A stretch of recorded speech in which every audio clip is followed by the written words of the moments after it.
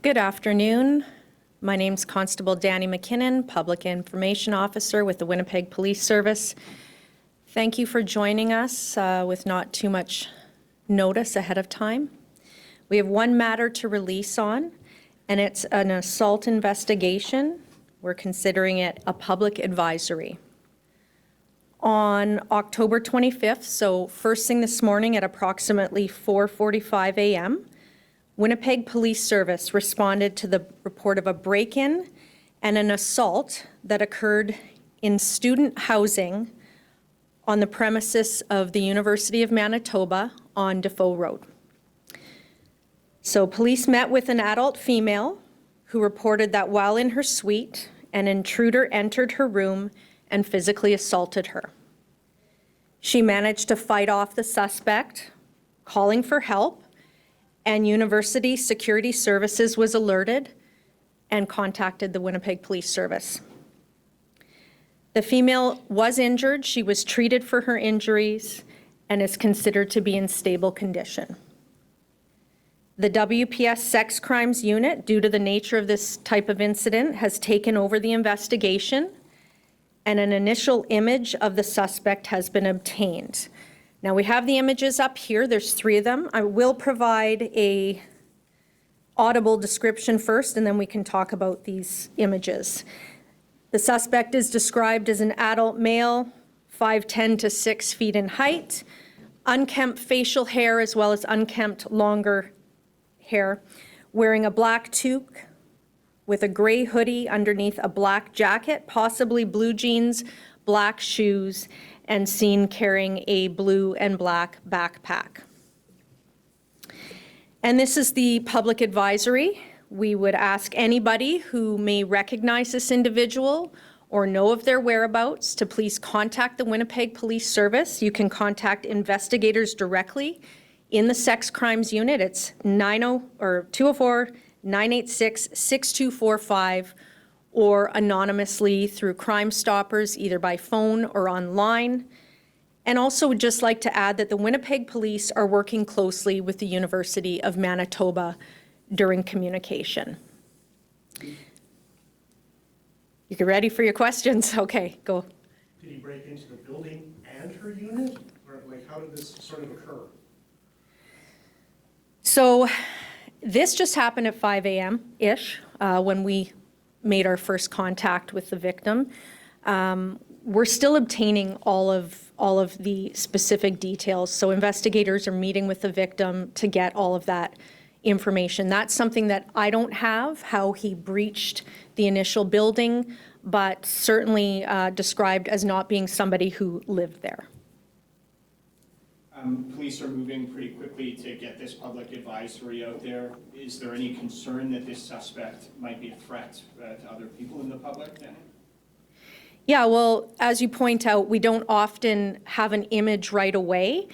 We do have an image, front, rear of the suspect, and a blurry-ish one, but you can get an overall body sort of image there.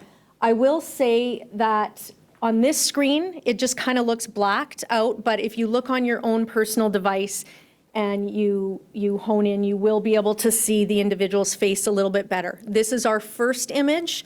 We expect to obtain better images, hopefully from within the campus and perhaps within the neighborhood. Now, to answer your second question about public threat, this was a very random occurrence. This individual, I believe, was sleeping in the protection of their own residence in that complex. So we are treating it with great concern. We don't want to be alarming the community, but this advisory was twofold. Number one, take public precaution. Now, I know the university has set out a separate set of communication to the students and everybody in that area, so I won't speak to that. You can liaise with the university or look on the website.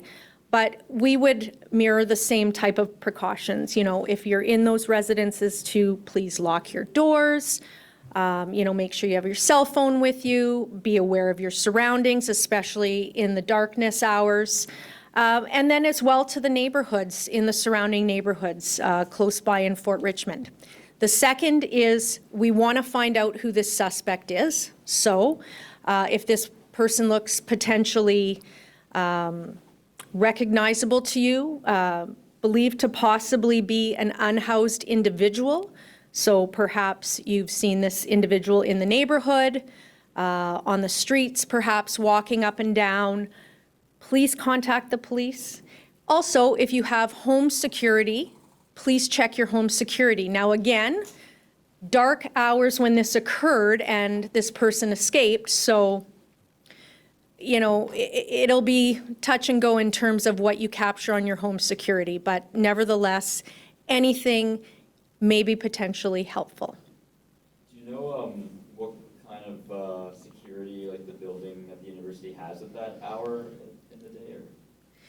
No, so in terms of their practices and what they do, please contact the university. But I will say that very quickly they are contacted. I'm not sure how they were contacted. I don't know if it was the victim directly or somebody nearby. She was shouting for help, so I think some calls were made. We see that the sex crime unit is involved here. Can you speak about the motivation of the attack at all? Was there any type of robbery? Do we believe that it was explicitly sex motivated? Just any information like that, Dani? There may have been a robbery aspect to it, again, not confirmed. And, you know, anytime somebody breaks into a home or a residence or an apartment suite, late hours, female victim, and an assault, a serious assault takes place, this would be very fitting for the sex crimes to investigate. So we're not going to talk about potential motive or what could have happened. We're just working with what we have very early hours, like just mere hours after the incident, really. Was the victim, did she require transport to the hospital? I know you said that she did suffer some injuries. Yeah, I believe she was in stable condition, but she did need some treatment. At the hospital? So. I'm not sure. Okay. I'm just wondering as well, do police consider this like a home invasion as well? Or?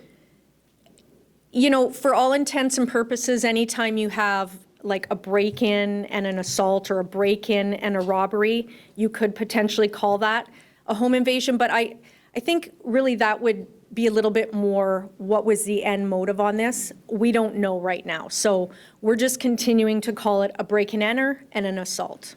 And then I'm just wondering as well, like, was the victim in this case, was her room like located on a main floor, or would this person have had to like climb up a certain amount of flights of stairs to get to this? Well, you know what? I'll just say she was not on the main floor. Is this, I don't want to sound silly with this question, but is this unusual to happen at the University of Manitoba? I mean, we have a case where somebody's breaking into the dorm and a serious assault. Maybe those types of things happen and we just don't hear about them, or is this an anomaly even for you guys at the police force? Yeah, I would say that this is not something that occurs regularly. This is not something we report on regularly in terms of number of occasions with the university. Again, I don't want to speak to their stats and their occurrences and what they've followed up on, but certainly for anything serious like this involving the police, this is something that we don't report on normally. Anything else? Could I ask you a question about a separate release? Not right now. You can follow up in an email or out through the hallway, please. Okay. So main points is to please let the police know, call in any tips you have through the investigation line or through Crime Stoppers. Thank you very much.